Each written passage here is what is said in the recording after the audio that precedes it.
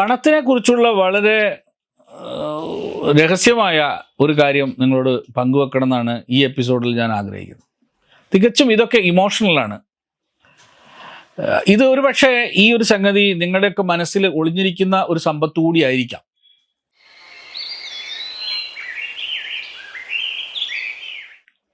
ഞാനൊരു ചോദ്യം ചോദിക്കട്ടെ. നിങ്ങളുടെ സഹപ്രവർത്തകൻ ഒരു പക്ഷേ നിങ്ങളെക്കാളും കുറഞ്ഞ സമയം പണിയെടുക്കുന്നുണ്ടാവുള്ളൂ, പക്ഷെ അയാൾക്ക് കൂടുതൽ സമ്പത്ത് ഉണ്ടാകുന്നുണ്ട്. നിങ്ങളുടെ അയൽപക്കക്കാരൻ ഒരു വലിയ ബിസിനസ് വിദഗ്ധനൊന്നും ആയിരിക്കില്ല, പക്ഷെ അയാൾ എങ്ങനെ സാമ്പത്തികമായിട്ട് സ്വതന്ത്രനായി? ഈ ചോദ്യം നിങ്ങൾ ചിലപ്പോൾ അലട്ടിയേക്കാം.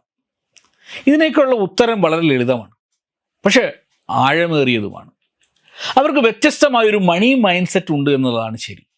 അവരുടെ മനസ്സ് സമ്പത്തിനെ ആകർഷിക്കുന്ന രീതിയിൽ പ്രോഗ്രാം ചെയ്യപ്പെട്ടിരിക്കുന്നു. അതാണ് സത്യം.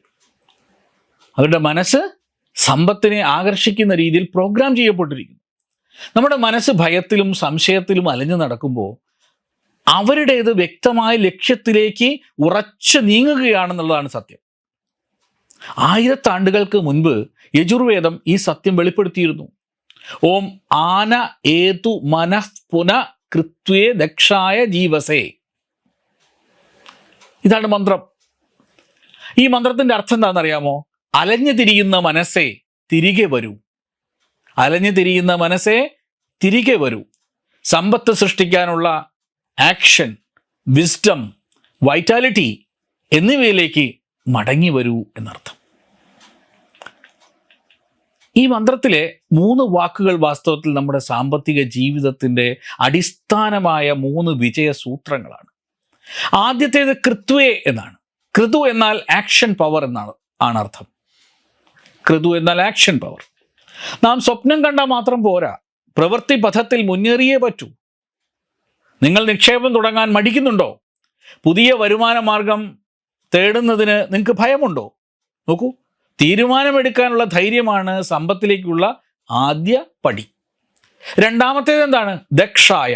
ദക്ഷം എന്നാലോ ഫിനാൻഷ്യൽ ഇൻ്റലിജൻസ് ആണ്. പണം സമ്പാദിക്കുന്നതിലും വലുത് അത് കൈകാര്യം ചെയ്യാനുള്ള അറിവാണ്. എവിടെയാണ് നിക്ഷേപിക്കേണ്ടത്? എങ്ങനെയാണ് സമ്പത്ത് വളർത്തേണ്ടത്? ഫിനാൻഷ്യൽ വിസ്ഡം ഇല്ലാതെ സമ്പത്ത് നിലനിൽക്കില്ലല്ലോ. അനാവശ്യ ചെലവുകളിലേക്ക് മനസ്സ് പായുമ്പോൾ ദക്ഷത എന്ന ഗുണം ഉപയോഗിച്ച് അതിനെ നിയന്ത്രിക്കാൻ നമുക്ക് പറ്റുകയും വേണം. മൂന്നാമത്തേത് എന്താണ്? ജീവസ്. ജീവസ് എന്നാൽ എബണ്ടൻസ് വൈറ്റാലിറ്റി. പണം ജീവിതാനുഭവത്തിനുള്ള ഊർജമാണെന്ന തിരിച്ചറിയൽ. ദാരിദ്ര്യ ചിന്തയിൽ നിന്ന് മാറി സമൃദ്ധിയുടെ മനോഭാവം സ്വീകരിക്കുമ്പോഴാണ് യഥാർത്ഥ ജീവിതം അല്ലെങ്കിൽ ജീവസ് നമുക്ക് ഉണ്ടാകുന്നത്. ദാരിദ്ര്യ ചിന്തയിൽ നിന്ന് മാറിയിട്ട് സമൃദ്ധിയുടെ മനോഭാവം അത് സ്വീകരിക്കുമ്പോഴാണ് യഥാർത്ഥ ജീവസ് നമുക്ക് വന്നു ചേരുക. പണത്തെ സ്നേഹിക്കാൻ നമ്മൾ പഠിക്കണം. പണത്തെ സ്നേഹിക്കാൻ പഠിക്കണം. പണത്തെ നമ്മൾ ഭയപ്പെടരുത്. ഇതാണ് നമ്മൾ മനസ്സിലാക്കേണ്ട ആദ്യ പാഠം.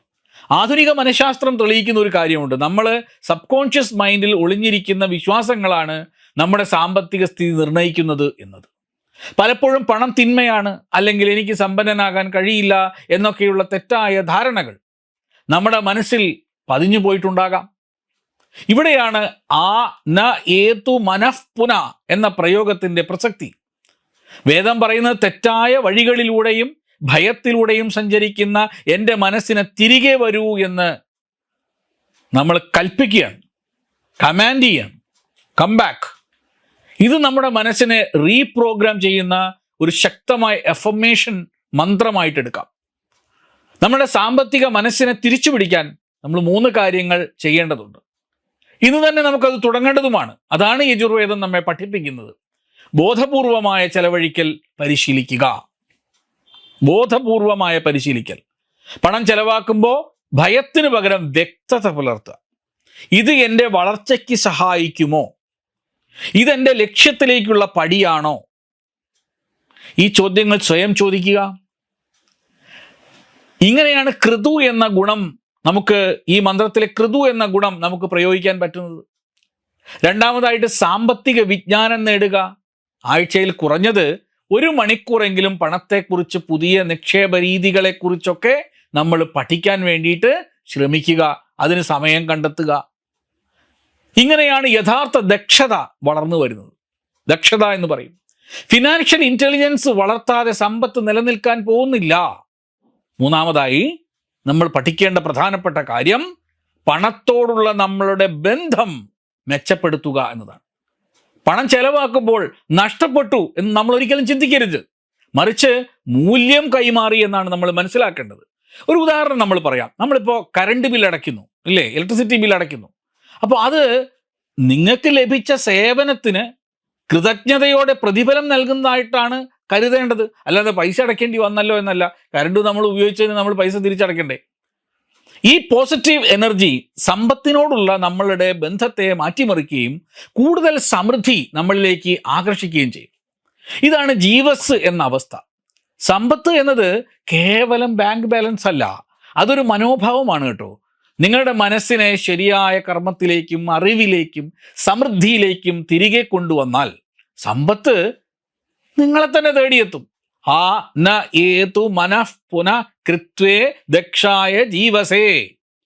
ഓം ആ ന ഏതു മനഃ പുനഃ കൃത്വേ ദക്ഷായ ജീവസേ. ഈ പുരാതന മന്ത്രം എല്ലാ ദിവസവും ഓർമ്മിക്കുക. ഇത് നിങ്ങളുടെ സാമ്പത്തിക ജീവിതത്തിൽ അത്ഭുതകരമായ മാറ്റങ്ങൾ കൊണ്ടുവരാൻ കഴിവുള്ള ഒന്നാണ്. ഈ അറിവ് പ്രയോജനപ്പെടുത്തുന്നതിലാണ് നമുക്ക് ജീവിതത്തിൽ മാറ്റമുണ്ടാക്കാൻ വഴി തെളിയിച്ച് തരുന്നത്. ഈ അറിവ് നമ്മുടെ ജീവിതത്തിൽ പ്രയോജനപ്പെടുത്തിയിട്ട് നിങ്ങളുടെ അനുഭവങ്ങൾ പങ്കുവയ്ക്കണം എന്നാണ് എനിക്ക് നിങ്ങളോട് പറയാനുള്ളത്. എല്ലാവർക്കും ശുഭദിനം ആശംസിക്കുന്നു. നമസ്കാരം.